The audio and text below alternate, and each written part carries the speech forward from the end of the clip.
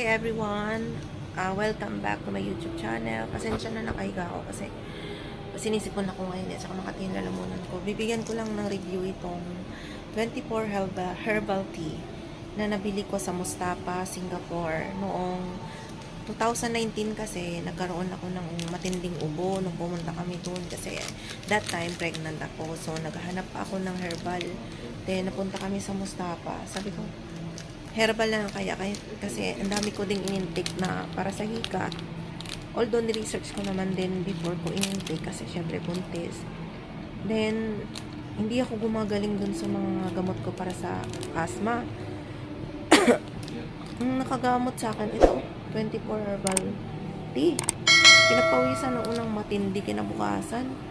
Tapos after ko pinagpawisan, nawala na yung kati ng lalamunan ko.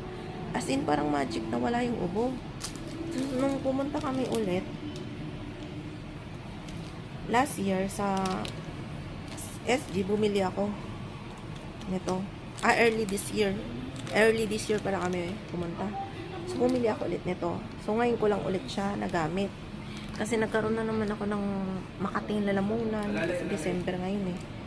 Hikain kasi ako, kaya ganito. So, yan, sana kasi nag-intake na rin ako ng mga gamot. So ito, maganda rin siya kasi herbal. So yun, bibigyan ko rin ng review guys yung mga iba kong in-intake na mga herbal. Tinatry ko siya. Ang lasa niya guys, sobrang pait. So tiis-tiis lang. Para lang din siyang tsaa, magpainit ka ng tubig tapos ilagay mo siya. Ang naubos ko nga nun, dalawang sakit kasi meron sa isang supot. So, sa isang takuri yun, ininom ko ang pait noong 2019.